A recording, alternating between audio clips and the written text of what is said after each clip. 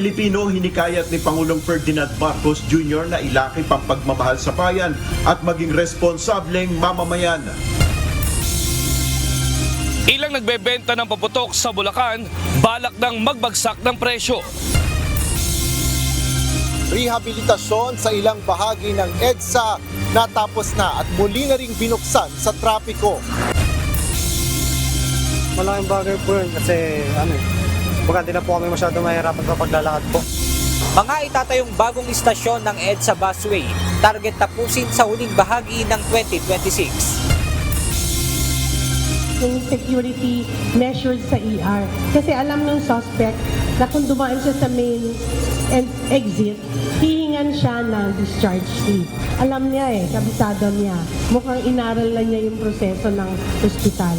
So nakisabayan siya sa labas sa ER. Seguridad sa mga ospital pinahihigpitan ng Department of Health matapos sa mga tangkang pagdukot ng sanggol.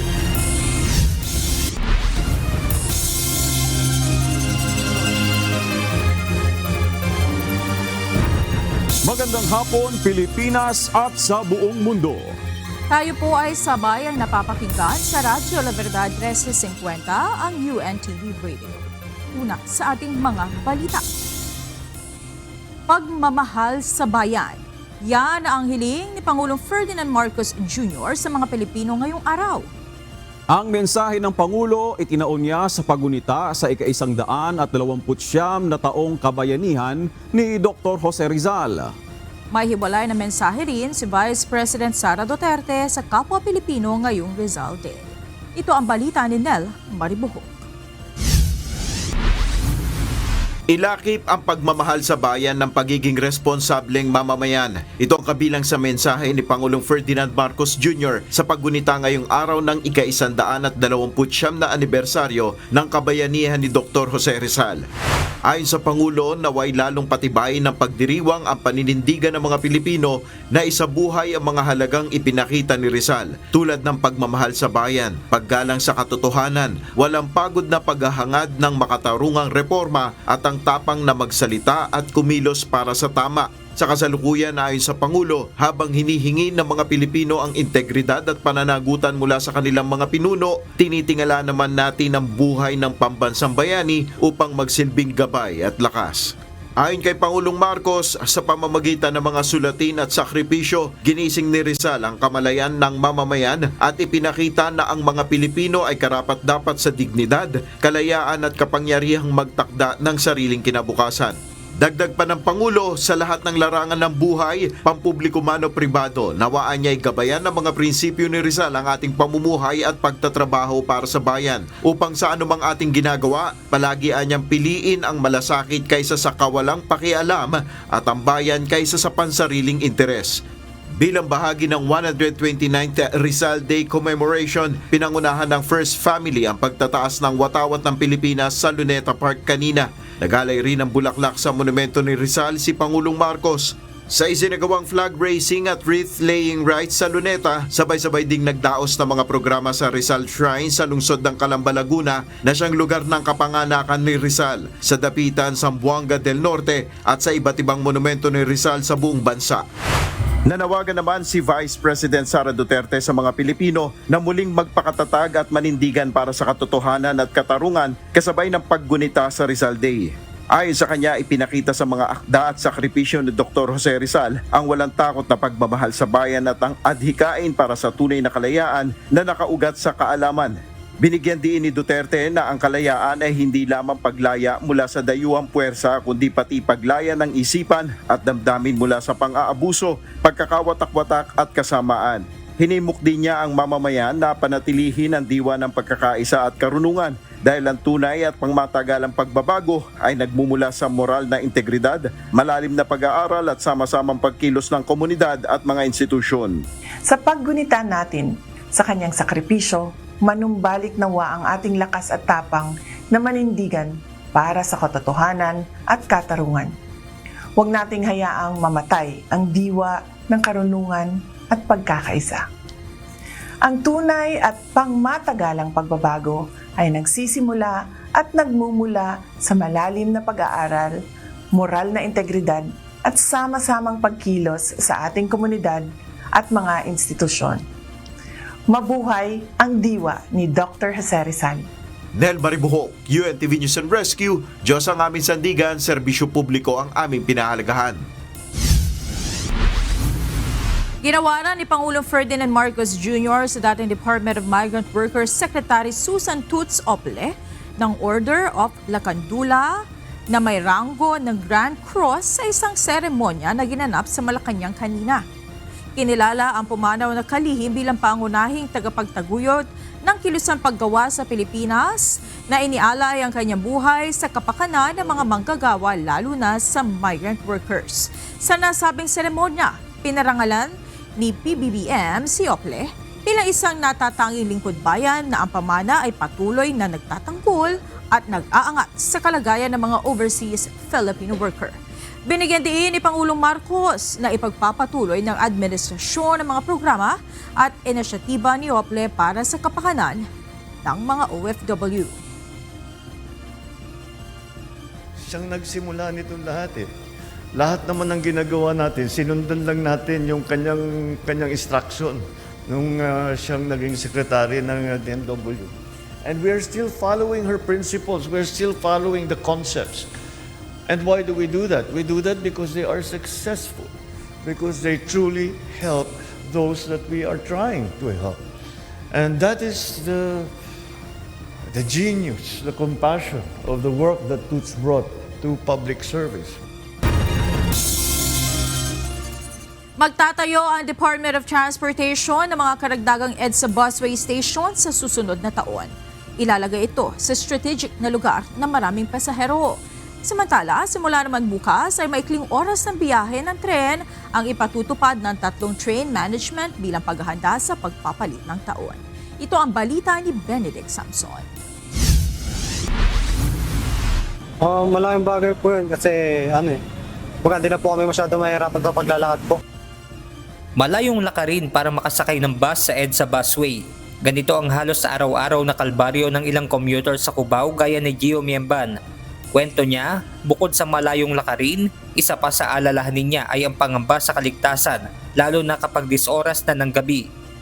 Opo, sa madaling araw po, pagka sobrang medyo yung parang di ka komportable po kasi parang baka mamaya po kung ano yung mangyayari sa'yo sa Para naman kay Juliana Dognidon, malaking bagay kung matatapos kaagad ang planong istasyon ng bus sa Cubao. Ayun lang kuya, ang hassle nun sa part na yun. Kasi ang layo nga from Cubao, tas dito. So kumbaga if possible sana na tawag doon, hindi ganun kalayo sana yung pagitan. Kasi mas nakakapagod din siya sa mga nagko-commute. Lalo na if malayo sila galing, tas maglalakad pa sila from. Sa inilabas sa pahayag ng Department of Transportation, sa unang quarter ng 2026 ay may 3 bagong istasyon na itatayo ang ahensya. Ito ay sa bahagi ng Parañaque Integrated Terminal Exchange o PITX, Magallanes at Cubao na inaasahang matatapos naman sa 4th quarter ng 2026. Dagdag pa ng DOTR, may 3 istasyon din ng EDSA Carousel ang kasalukuyang isinasailalim sa modernisasyon. Ito ang bagong baryo, Ortigas at Kamuning Station na posibleng matapos sa unang quarter ng susunod na taon. Para naman sa Lawyers for Commuter Safety and Protection, suportado nila ang naturang hakbang ng DOTR na magkakaroon ng malaking benepisyo sa mga commuter. Dagdag pa ng LCSP, para sa susunod na taon ay mas matutukan ng pamahalaan ang improvement sa mass transportation. Yung mass transportation talaga ay isang pangmatagalang solusyon. Magandang mga plano yan na magkaroon ng mga additional na mga bus station dito sa EDSA Carousel dahil nga malalayo kasi yung pagitan at mas malayo yung linalakad ng mga pasahero para makasakay. Samantala, simula naman bukas December 31 ay ipatutupad ng lahat ng linya ng tren ang maikling operating hour bilang paghahanda sa pagpapalit ng taon. Sa LRT Line 1, ang first train ay aalis ng 4:30 AM habang ang huling biyahe ng tren sa Dr. Santos Station ay 7 PM at 7:30 PM naman sa Fernando Po Jr. Station. Sa LRT Line 2 naman, aalis ang unang biyahe ng tren ng alas 5 ng umaga at ang last trip ng tren sa Antipolo Station ay 7 p.m. at 7:30 p.m. naman sa Recto Station. At sa MRT Line 3, aalis ang unang biyahe ng tren ng 4:30 a.m. sa North Avenue at 5:05 a.m. sa Top Avenue. Habang ang last trip naman sa North Avenue Station ay 7:45 p.m. at 8:23 p.m. naman sa Top Avenue Station. Balik naman sa regular na oras ang biyahe ng tren sa January 1. Benedict Samson, UNTV News and Rescue. Diyos ang aming sandigan, serbisyo publiko ang aming pinahahalagahan. Nagpaalala ang pamahalaang lungsod ng Maynila sa publiko ngayong magpapalit na ang taon. Ayon sa Manila LGU, mas mabuting gumamit na lang ng mga alternatibong pampaingay kaysa mga paputok na maaaring maging sanhi pa ng iba't ibang aksidente. Ito ang balita ni Jed Neresina. Sa Maynila ngayon, pagpaumanin ninyo ako, talaga hinihingi ko po ng patawad. Wala po muna tayong ginasta sa paputok ngayon. Walang community fireworks display ang lungsod ng Maynila ngayong pagpapalit ng taon. Ito ang inanunsyo ni Mayor Isko Moreno Dumagoso kasabay ng paglulunsad ng Oplan Paalala Iwas Paputok 2025. Ayon sa alkalde, kung mag-oorganisa ang pamahalaang lungsod ng fireworks show, aabot sa 5 bilyong piso ang posibleng magastos para rito. Kaya para kay Mayor Isko, ilalaan na lang niya ang halagang ito para sa mga gamot na kakailanganin ng mga ospital ngayong pagpapalit ng taon. At for the meantime, hinihingi ko na ng paumanin. Hindi po muna tayo gumastos para sa mga paputok. Bibili na lang po ako ng gamot. Baka mamaya kasi dumagsa na naman ang ating ospital. Kaugnay nito, tiniyak ng pinagbabawal na paputok. At sa paliwagan sa ating mga kababayan na kung dinastabilitin itong mga illegal na paputok na ito at doon naman sa mga magbigay sa gagawa at mag-distribute nito ay meron silang pananagutan sa batas. Meron tayo Republic Act 7183 kung saan meron itong multa na 20,000 to 30,000 at may pagkakulong ito nang hindi lalampas sa isang taon. Isang divisoria market sa lungsod ng Maynila sa puntahan ng mga tao para bumili ng mga pailaw at paputok na gagamitin sa pagpapalit ng taon. At ito rin ang isa sa lugar na mahigpit na binabantayan ng Manila Police District kapag ganitong panahon. At dahil sa sari-sari ang mabibili sa lugar, mahigpit ang paalala ng MPD na maging maingat sa pagbili. Mas mabuti na rin na gumamit na lang ng mga alternatibong pampaingay gaya ng torotot upang matiyak ang kaligtasan ng bawat isa. Target din ng pamahalaang lungsod ng Maynila ang zero injury at mapayapang pagpasok ng taong 2026. Jed Neresina, UNTV News and Rescue. Diyos ang aming sandigan, serbisyo publiko ang aming pinahahalagahan. Ilang tulog bago magpalit ng taon, sinulit ng ilang mga pamilya na makasama ang kanilang mga kaanak ngayong holiday season. Ang iba, galing pa sa malalayong lugar, ngunit sa Maynila piniling mamasyal. Ito ang balita ni Evan Alvarez. Pag bumalik tayo sa work, hindi na naman tayo magbibigay ng oras para sa kanila. Minsan na lang. Kaya you spend your time para sa family talaga. Kasama sa checklist ng mga sikat at sulit na pasyalan dito sa Metro Manila ang Manila Zoo. Kaya naman sina Russell, hindi alintana ang traffic mula Cavite. Makabanding lang ang pamilya. Sina Jessica na galing pang Leyte, pinili na dito sa Maynila magstay bago bumalik muli sa trabaho sa susunod na linggo. Sobrang worth it kasi ang daming pasyalan sa Manila, tapos nandito yung mga cousin ng nanay ko, so magkikita-kita sila, minsan lang din sila magkita-kita, so super worth it.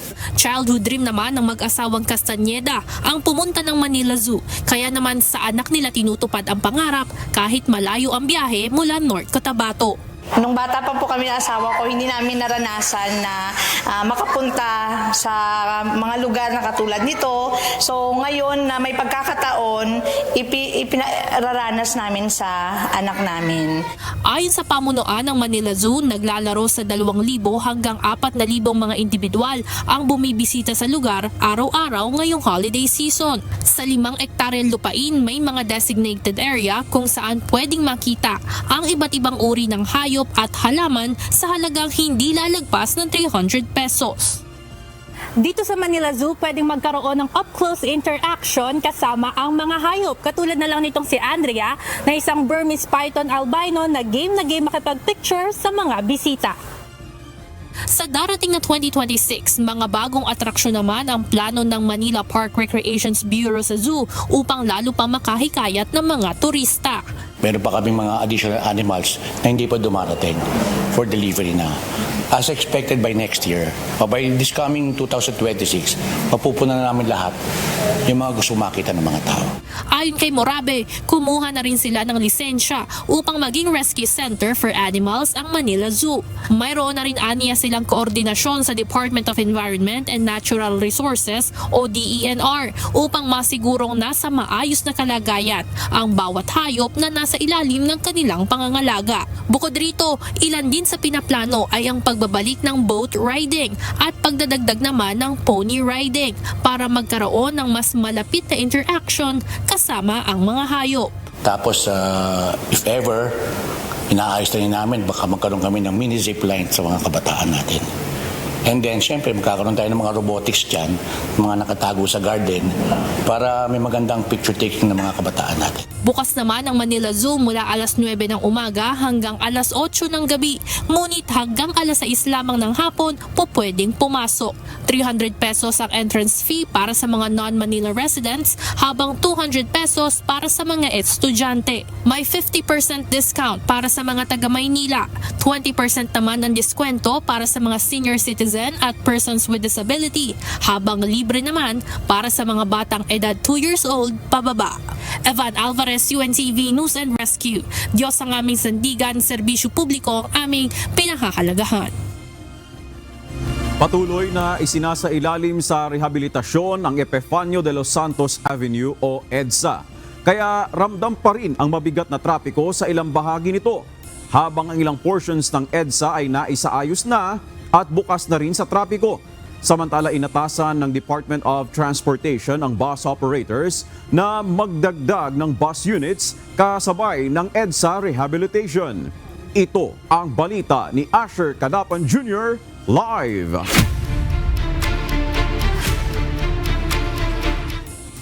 Asher, saang mga bahagi ng EDSA nakararanas ng pinakamabigat na trapiko bunsod ng mga pagkukumpuni sa EDSA? Victor, paminsan-minsan ay nakararanas ng bumper-to-bumper na lagay ng trapiko, particular na sa southbound ng Epifanio de los Santos Avenue o EDSA, pagkalagpas ng Magallanes hanggang sa kamakarating ng Taft Avenue. Habang doon naman sa ibang bahagi ng EDSA na isinasailalim rin sa rehabilitasyon ay mas mabilis na ang daloy ng mga sasakyan matapos maisaayos ang mga nasirang kalsada. Napalitan na ng mas matibay na semento at asfalto ang mga kalsada sa EDSA na kinukumpuni ng Department of Public Works and Highways o DPWH. Partikular ito sa EDSA northbound at southbound sa pagitan ng Guadalupe, Makati City at sa Rojas Boulevard sa Pasay City. Ayon sa Department of Transportation, sinabi sa kanila ng DPWH na tuloy-tuloy at 24/7 ang mga konstruksyon para sa EDSA rehab.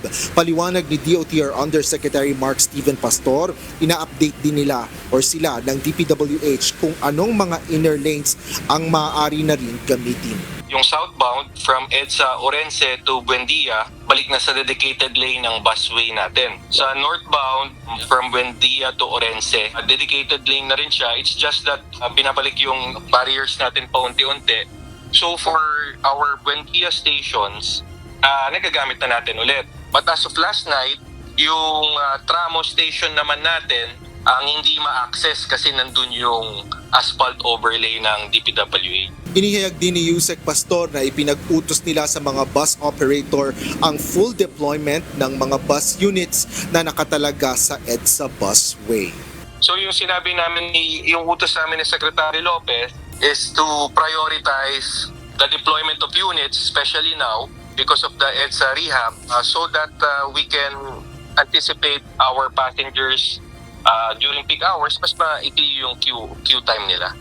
Victor, sa kasalukuyan, batay na rin sa impormasyon na inilabas ng DPWH ay isinasagawa ang concrete reblocking at asphalt overlay sa ilan pang portions ng EDSA. Sa parehong bahagi pa rin ito sa pagitan ng Magallanes at Rojas Boulevard, particular na sa tatlong inner lanes, kabilang na dyan yung EDSA busway. Para sa pangangasiwa ng trapiko, sinabi naman ni Yusek Mark Steven Pastor na nag-deploy din sila ng mga tauhan mula sa DOTR para nga mga siwa sa trapiko. Partikular na dito sa ito yung mga kawani ng DOTR, Special Action and Intelligence Committee for Transportation o SAIC.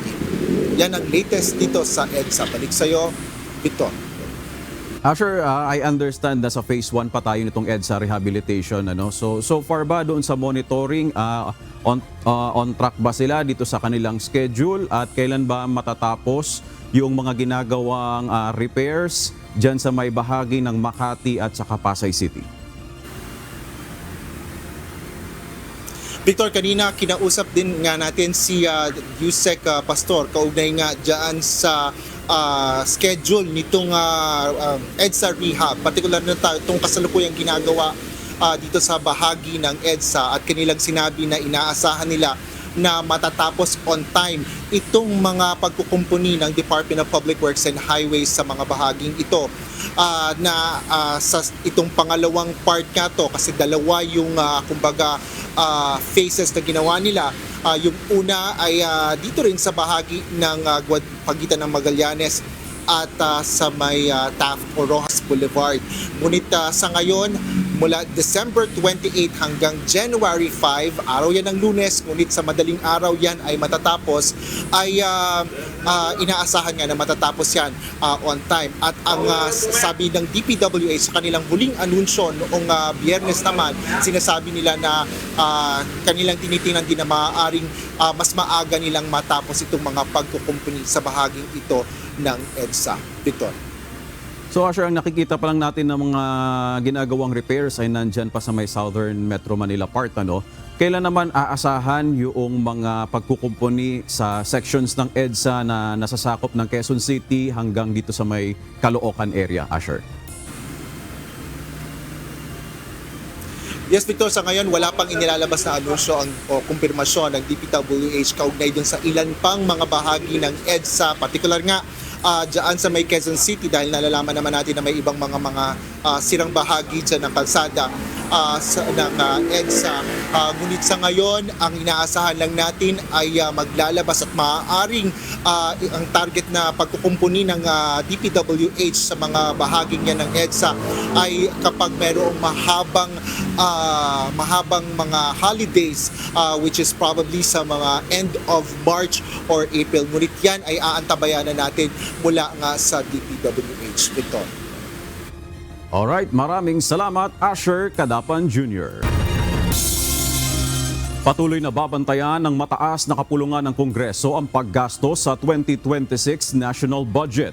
Ito ang tiniyak ni Senate Majority Leader Juan Miguel Zubiri matapos ratipikahan ang Bicameral Conference Committee report ng 2026 General Appropriations Bill o GAB. Ayon kay Senator Migs, nasa ehekutibo na ang bola para sa implementasyon ng may transparency at kaliwanagan. Gayunman, patuloy na ipatutupad anya ng Senado ang transparency standard sa paglalaan ng pondo, special purpose funds at lahat ng hakbang sa paggastos. Dedepensahan din nila ito, pagbubutihin at titiyakin na ang pampublikong pondo ay talagang naaangkop sa mga pamilyang Pilipino. Para naman kay Senate President Vicente Sotto III, kailangang bantayan kung paano, saan at magkano ang ginagastos sa budget Dapat rin anya ay mayroong mga meeting ang Committee on Finance para sa oversight ng national budget. We will be exercising oversight functions over it so that we can at least try to achieve that particular percentage of anti-corruption. With DPWH and other agencies? Yes, so we can do that with all the agencies. Lalo na yung may mga controversial issues. Narito naman ang mga balita sa iba't ibang panig ng mundo, ihahatid ng ating global correspondent na si Mariel Latoza mula sa Perth, Australia.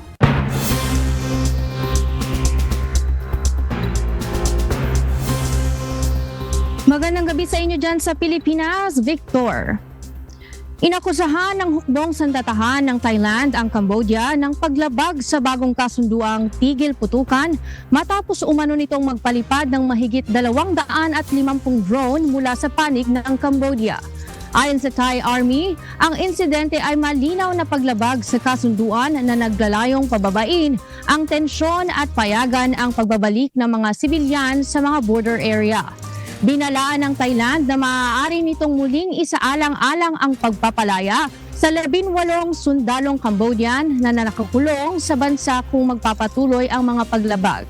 Wala pang pahayag ang Cambodia kaugnay sa akusasyon ng Thailand. Positibo si US President Donald Trump na mabilis na mararating ang Phase 2 ng US-brokered Gaza ceasefire plan. Binigyang diin din ng Pangulo na pagbabayaran ng Hamas kung hindi sila agad susunod sa kasunduan. Kasabay nito, tiniyak din ni Trump na patuloy ang suporta ng US sa Israel at handa rin sa posibleng aksyon laban sa Iran kung kinakailangan. Ito ang balita ni Noel Poliarco.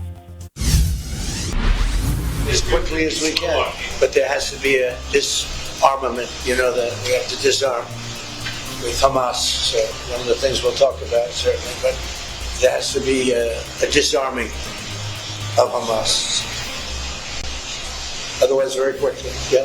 Kasunod ng pagpapatupad ng Phase 1 ng Gaza ceasefire noong Oktubre, muling nagpulong si US President Donald Trump at Israeli Prime Minister Benjamin Netanyahu sa Mar-a-Lago Club sa Palm Beach, Florida para pag-usapan ang susunod na yugto ng negosasyon. Sa ilalim ng Gaza's Peace Plan, inaasahang magsisimula ang Phase 2 sa pagtatatag ng technocratic government sa nasirang teritoryo, disarmament ng Hamas at pag-urong ng Israeli troops. Kasunod nito, sisimulan ang reconstruction ng Gaza. Ngunit ayon sa ilang kritiko, maaaring hindi agad sundin ni Netanyahu ang ikalawang yugto at unahin ang disarmament ng Hamas bago ang pag-urong ng tropa ng Israel. I'm not concerned about anything that Israel's doing. I'm concerned about what other people are doing or maybe aren't doing. But I'm not concerned. They've lived up to the plan. They're strong, they're solid, and sometimes they don't understand when somebody violates something that you want to give them a second chance. Well, we'll give them a couple of second chances, but no, Israel's lived up to the plan 100%. Pinuri ni Trump ang Israel sa pagsunod sa kasunduan kasabay ng pagtitiyak na ang tagumpay ng plano ay nakasalalay sa pagtupad ng Hamas sa disarmament. Sa kabilang banda, binigyang diin ni Netanyahu ang matibay nilang relasyon sa US at inihayag na bibigyan si Trump ng Israel Prize for Peace na kauna-unahang non-Israeli na tatanggap ng parangal. I have to say that in addition to what I said, that we've never had a friend, even close, a friend, as President Trump in the White House. I think he's been extraordinary in his friendship and his support for Israel, his principled positions, his willingness to just cut through and get to the essence of things. Nag-usap din ang dalawang leader hinggil sa iba pang tensyon sa rehiyon, kabilang ang issue sa Iran, Syria at Hezbollah sa Lebanon. Pinuri ni Trump si Netanyahu sa pagkakaroon ng maayos na ugnayan sa bagong pamunuan ng Syria habang tiniyak ng Israeli leader na handa silang tiyakin ang peaceful border at seguridad sa rehiyon. Our interest is to have a peaceful border with Syria. Our interest is to have And we openly said we want to make sure that the border area right next to our border is safe. Samantala, nagbabala si Trump tungkol sa Iran, partikular sa muling pagtatayo ng nuclear at ballistic missile programs. Ayon sa kanya, kung magpapatuloy ang Iran sa ganitong hakbang, handa ang US na magsagawa ng karagdagang aksyon. Iran may be behaving badly. It hasn't been confirmed, but if it's confirmed, look, they know the consequences. Consequences will be very powerful. Maybe more powerful than the last time. Noel Poliarco, UNTV, News and Rescue, Canada. Diyos ang aming sandigan, serbisyo publiko ang aming pinahahalagahan. Mariing itinanggi ni Ukrainian President Volodymyr Zelensky ang paratang ng Russia na naglunsad ang Ukraine ng drone attacks sa isa sa mga tirahan ni Russian President Vladimir Putin. Ayon kay Zelensky, pawang kasinungalingan umano ito ng Moscow upang sirain at hadlangan ang umiiral na usapang pangkapayapaan. Sinabi naman ng Russia na 71 drone ang kanilang naharang at winasak ng air defense at babaguhin nito ang posisyon sa negosasyon bagamat mananatili pa rin sa usapan ang Estados Unidos. Nangyari ito matapos ang pag-uusap ni Zelensky at US President Donald Trump kung saan sinabi ng leader ng Ukraine na may posibilidad na matapos ang digmaan sa 2026 ngunit kailangan pa rin ang suporta ng Amerika. Kinansela ng ilang rehiyon sa Indonesia ang fireworks display sa pagpapalit ng taon bilang pakikiramay sa mga biktima ng matinding pagbaha at landslide sa Sumatra. Suportado ng national government ang hakbang ng mga lokal na pamahalaan, kabilang ang Jakarta at Bali, kung saan ipinagbawal ang fireworks bilang pagpapakita ng pakikidalamhati at pagkakaisa. Mahigit 1,000 ang nasawi sa isa o sa mga pagbaha sa North Sumatra, West Sumatra at Aceh. Habang nasa higit kumulang 400,000 pa ang nananatiling nasa evacuation center. Ayon sa mga opisyal, ilang lugar ang nasa state of emergency pa rin at inaasahang aabot sa $1 bilyong ang halaga ng rehabilitasyon at muling pagtatayo ng mga apektadong komunidad. At yan ang mga balita mula sa iba't ibang panig ng mundo. Mula rito sa Perth, Australia, ako si Maria Latoza. Magandang gabi. Posibleng tuluyan nang matanggal sa serbisyo ang 8 pulis ng Eastern Police District na nahaharap sa kasong robbery at violation of domicile matapos sumanong tangayin ng mga alahas sa bahay na kanilang pinasok, ginawa nilang anti-drug operation noong Biyernes. Ayon sa PNP Internal Affairs Service, sasampahan nila ng mga kasong administratibo ang mga ito pagpasok ng Enero. Ito ang balita ni Raya Lacanlale. So marami kaming nakikita at nadidiscover na talagang medyo paltos ang ginawang sinasabing operate ng grupo na ito. Nakitaan ng maraming butas ang isinagawang anti-drug operation ng 8 miyembro ng Eastern Police District Drug Enforcement Unit noong 1 linggo.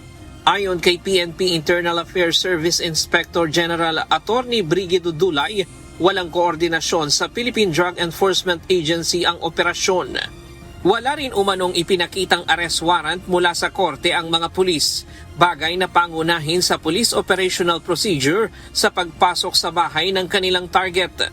Simula doon sa pagkakukulangan ng koordinasyon doon sa PIDEA, kakulangan ng papeles sapagkat wala man lang itong kahit anong warrant upang gamitin sa pagpasok ng pamamahay ng isang pribadong individual.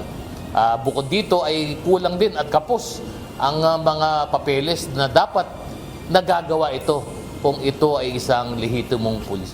Alas 2 ng tanghali noong Biyernes, pinasok ng mga pulis ang isang residential house sa Barangay Palatiw, Pasig City upang arestuhin ang isang drug personality.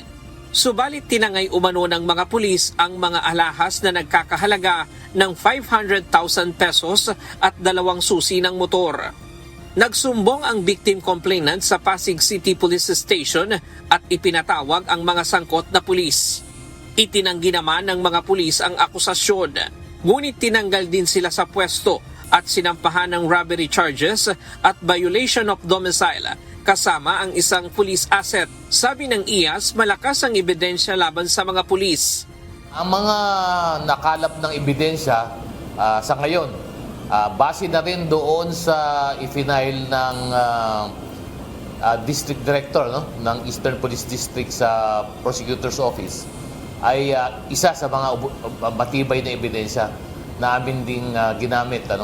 Sapagkat alam niyo naman na itong 8 pulis na to ay nasampahan na to ng kaso sa piskalya at nagkaroon na ng information, na-file na ng criminal charges at nakapagpiyansa na. So kasama yon doon sa aming mga ebidensya na nakalap at bukod doon ay mismo yung pamilya, mga biktima ay nagpunta at dumulog sa amin para magsampa ng hiwalay na sakdal para sa isang kasong administratibo sa 8 nasasangkot na pulis. Sa unang linggo ng Enero, target ng PNP IAS na masampahan ng kasong administratibo ang mga pulis at posible silang matanggal sa serbisyo bukod sa kasong kriminal na kanilang kinakaharap. Ang range ng kaso dito ay mag-uumpisa mula sa less grave misconduct hanggang grave misconduct at conduct unbecoming of police officer. At itong mga kaso na to ay mabibigat ito sapagkat lahat ng posibleng penalty nito ay dismissal from the service. Hindi na na-recover ang mga alahas na tinangay ng mga pulis. Ang PNP, pinalitan na ang lahat ng tauhan ng Eastern Police District Drug Enforcement Unit. Ryan Lacanlale, UNTV News and Rescue. Diyos ang aming sandigan, serbisyo publiko ang aming pinahahalagahan. Hindi pa nakapagbibigay ng malinaw na detalye ang tinaguriang missing bride-to-be na si Shera De Juan kung paano siya nawala at kung ano ang nangyari sa loob ng 19 na araw. Ayon sa Quezon City Police District, batay sa paunang impormasyong nakuha nila, sumakay si Shera ng UV Express patungong isang mall sa Quezon City. May kasabay umano siyang 2 lalaki at ang driver ng van. Pagkagising niya, nasa Pangasinan na raw siya. Patuloy ang isinasagawang backtracking ng PNP sa sinakyang van at sa mga nakasabay ni Shera. Gayunman, ayon sa pulisya, kung hindi maghahain ng formal na reklamo si De Juan, sa ngayon, hindi pa rin po malinaw sa atin kung papaano kasi ang nabanggit lang po niya is sumakay siya ng van and nung namalayan niya is nakita niya na nasa Bangaldan, Pangasinan po siya. After po nito, hopefully maging stable na po yung pagkausap natin sa kanya na makukuhanan natin siya ng statement at saka detalye po kung ano po talaga yung nangyari sa kanya. Ang QCPD po ay nakahandang magbigay ng assistance kung meron pa po silang hiling. Ngunit kung wala naman na po sila, wala naman tayong nakikitang krimen doon sa nangyari at hindi na rin po interested, wala pong complaint yung kanyang family, hanggang doon na lamang po yung ating tulong na maibibigay. nakahanda na ang Rizal Park sa Luneta para sa pag-aabang sa pagpapalit ng taon bukas. Samantala, araw-araw naman dinadagsa ang parke lalo na ngayong holiday season dahil sa mga nagbabonding na magkakamag-anak at magkakaibigan. Ito ang balita ni Evan Alvarez, live. Evan, paano ang magiging selebrasyon sa Luneta bukas? Magandang gabi sa iyo, Monica. Bukas magkakaroon ng concert dito sa Rizal Park. Tampok dyan ang iba't ibang performing artist para salubungin ang taong 2026. Sa ngayon, picnic muna at dancing fountain ang tampok para dito sa mga namamasyal sa Luneta ngayong gabi. Naghahanda na ang Luneta Park para sa inaasahang dagsa ng mga tao bukas para sabay-sabay na sumalubong sa taong 2026. Dahil dito, isang concert ang gaganapin sa lugar mula alas 7 ng gabi bukas, December 31. Ngayong araw, hinahanda na ang stage na gagamitin sa concert kung saan magpo-perform sina Arizona Brandy, ang bandang Lily at iba pang performing artists. Sa ngayon, dancing fountain show, iba't ibang pailaw at mga picture-taking spot muna ang aaliw sa mga namamasyal na magkakapamilya, magkakasintahan at maging magkakaibigan. ang college friends na sina Richelle. Skating at kwentuhan sa park ang agenda ngayong hapon. Inilaan nila ang araw na ito para sa isa't isa bago bumalik sa kani-kaniyang pamilya sa papalapit na pagpapalit ng taon. Kasi yung mga kasama ko po ngayon, matagal na po kami hindi nagkikita, kaya tsaka nagpa-practice din po kasi sila mag-skate, kaya dito po namin napili kasi nga open space po siya.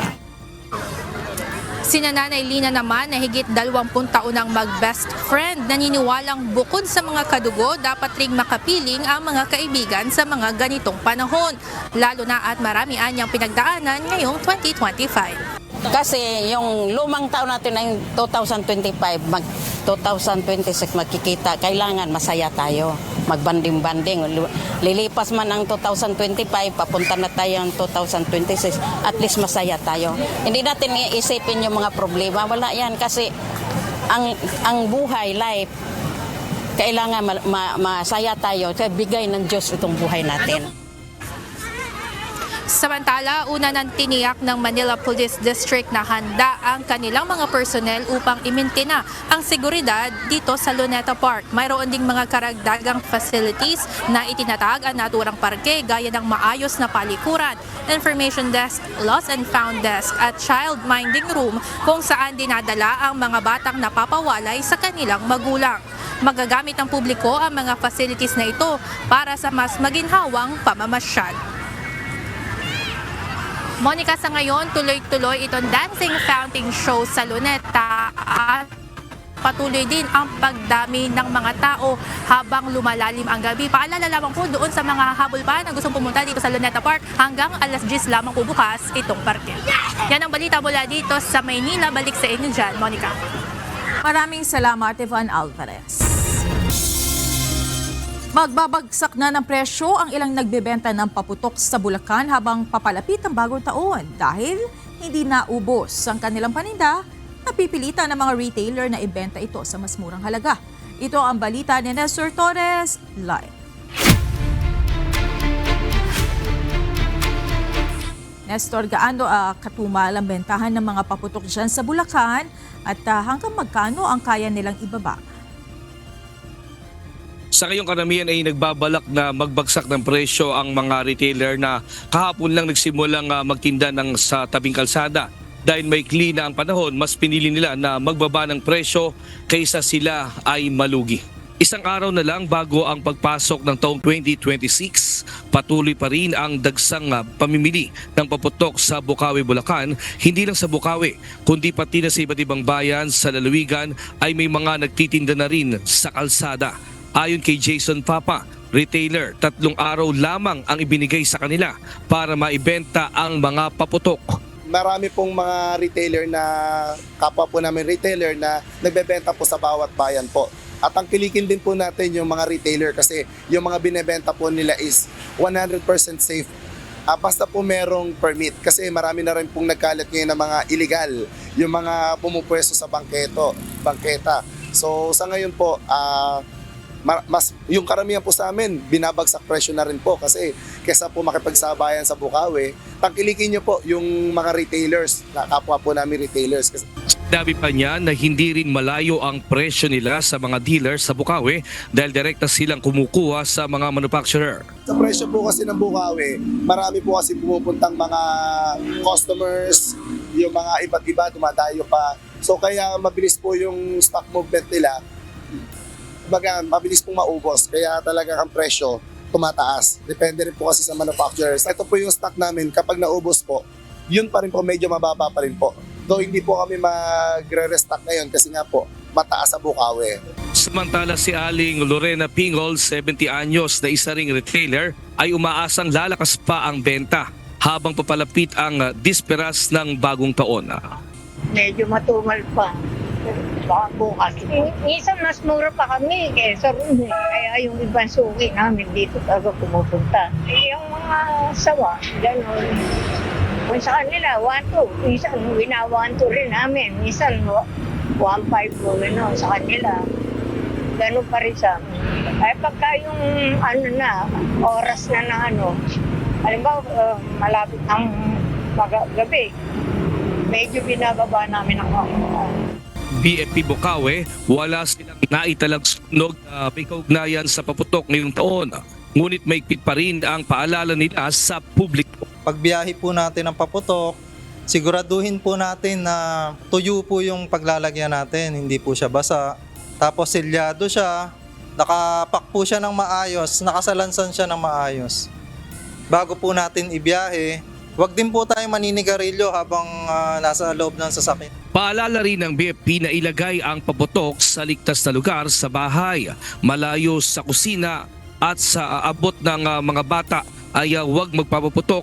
Kung nakainom ng manang alak ay ang mga kababayan natin ay maiging wag silang humawak o pumulot ng paputok at upang hindi ito sumindi, lalo na ito ay delikado. Sa oras ng emergency, agad na tumawag sa pinakamalapit na BFP o rescue unit.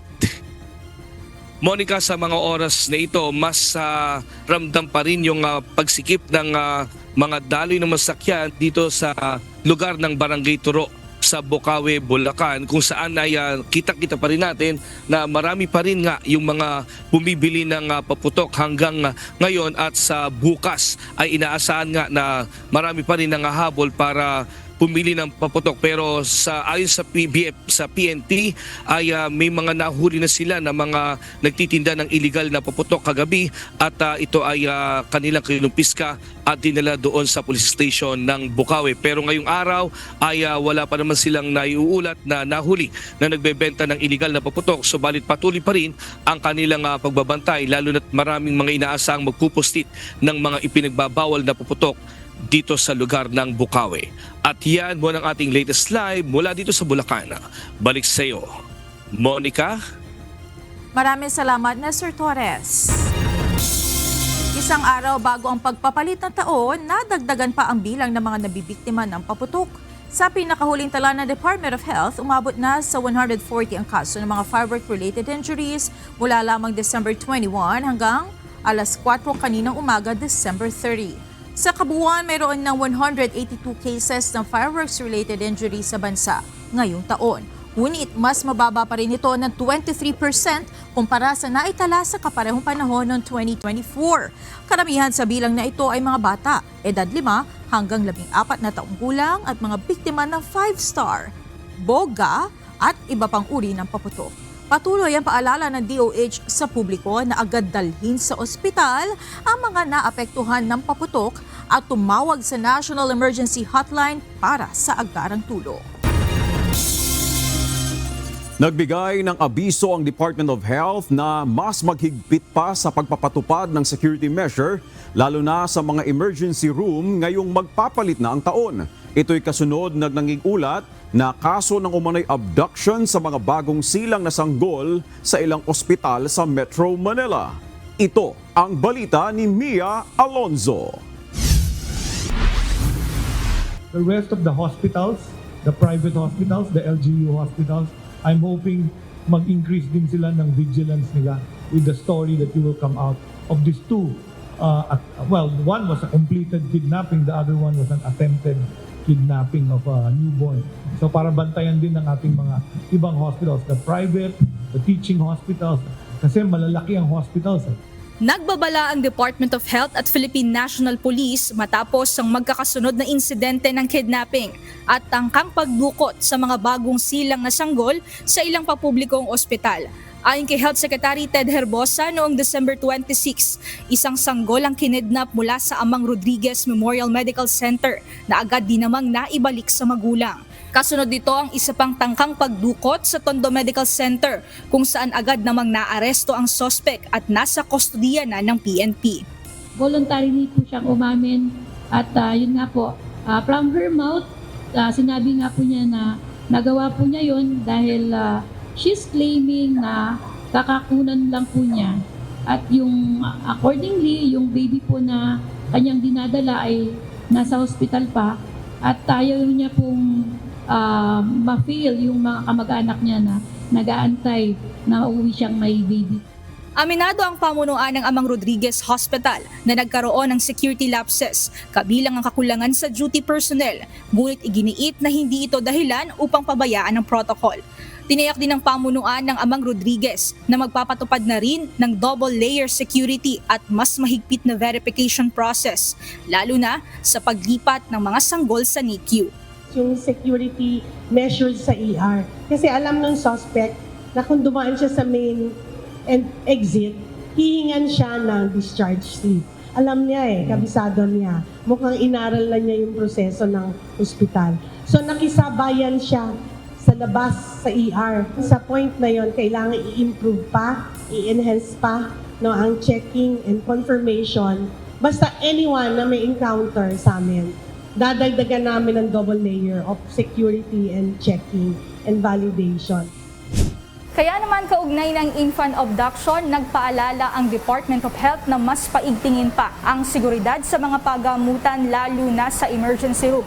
Inirekomenda rin na mas higpitan pa ang pagbabantay at pagdadagdag ng mga CCTV upang maiwasan ang kahalintulad ng insidente.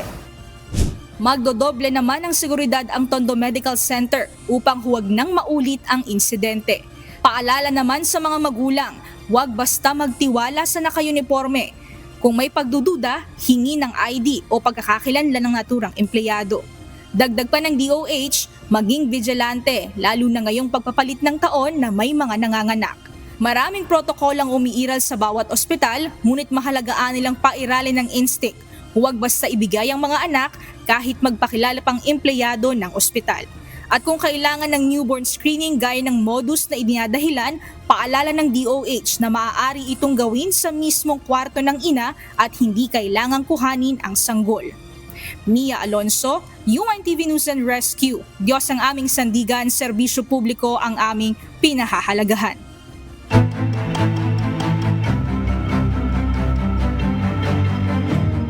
Nasamsam ng mga sundalo at pulis ang isang taguan ng mga pasabog ng New People's Army sa Masbate.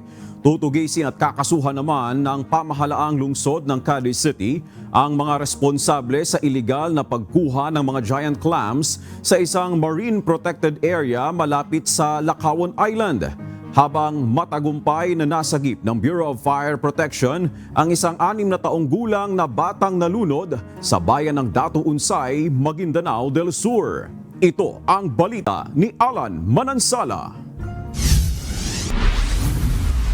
Sa Luzon, nasamsam ng mga sundalo at pulis ang isang taguan ng pampasabog ng New People's Army sa Barangay Libas Placer, Masbate bandang alas 5:30 ng umaga kanina.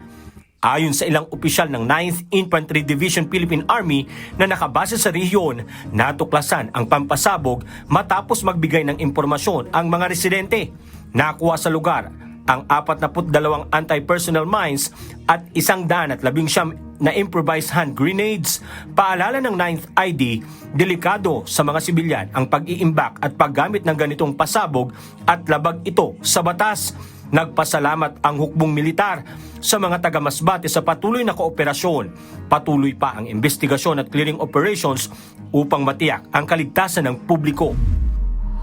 Sa Visayas, nangako ang pamahalaang lungsod ng Cadiz City, Negros Occidental na tutugisin at kakasuhan ang mga responsable sa iligal na pagkuha ng giant clams sa marine protected area malapit sa Lakawan Island, Barangay Cadiz Viejo. Di pa man natatapos ang taon, nadiskubre na 33 giant clams ang pwersahang kinuha mula sa Giant Clam Village at iniwan lamang ang mga walang lamang balat nito. Ayon kay Mayor Salvador Escalante Jr., agad na magsasampa ng kaso kapag natukoy na ang mga sospek. Kasalukuyan ang nagsasagawa ng investigasyon ng Cadiz City Police at Bantay Dagat.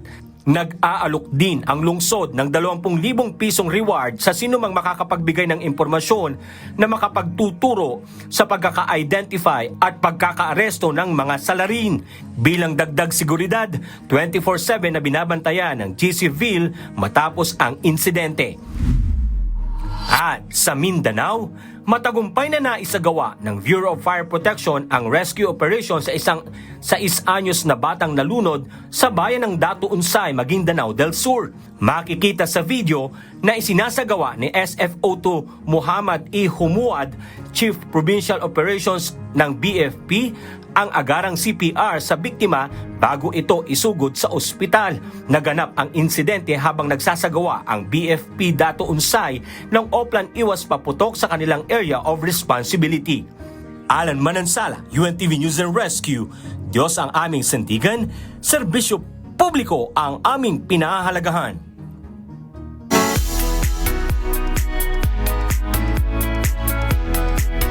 Nag-courtesy call ang America's Got Talent winner na si Jessica Sanchez kay Pangulong Ferdinand Marcos Jr. sa Malacanang kanina. Kasama ng Pangulo na humarap kay Sanchez si First Lady Lisa Marcos. Inibitahan ni PBBM si Jessica na magtanghal sa ASEAN Leaders Summit sa susunod na taon kung saan ang Pilipinas ang host country. Isang karangalan naman sa AGT 2025 Grand Winner na maimbitahan na umawit sa naturang international event. So I'm very excited for that. I think I need some time to really plan out what I'm going to be singing because, you know, I'll be representing the Filipinos. So I really want to take some time to figure out my song choices. Ibang balita ito! Bilang pagkilala sa kabayanihan ni Dr. Jose Rizal, isang lalaki ang nakatuwang gayahin at makipag-selfie sa larawan nito. Sa post ng netizen na si James Borja, kuwang-kuha nito ang tindig, buhok at kasuotan ni Rizal. Tila aprobado naman sa ilang netizen ang kanyang post. Pag-amin ni James, nakatuwaan lamang niya i-post ang larawan na isang AI-generated image.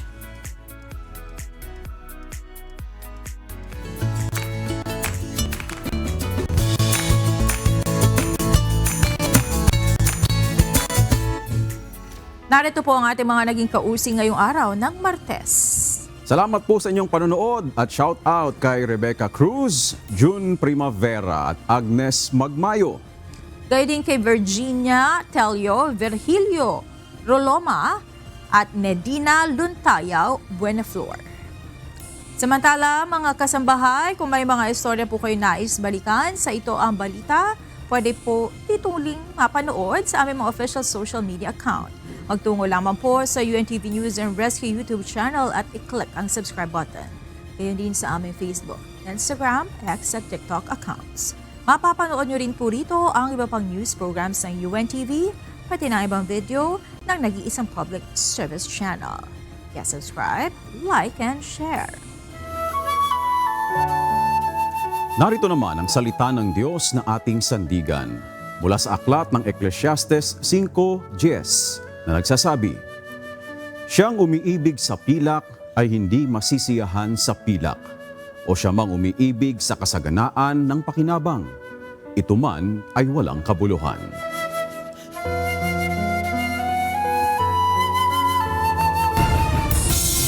At yan ang naging kabuuan ng ating balitaan ngayong gabi. Aming inilahad ng buong katapatan kung paano namin nasaksihan.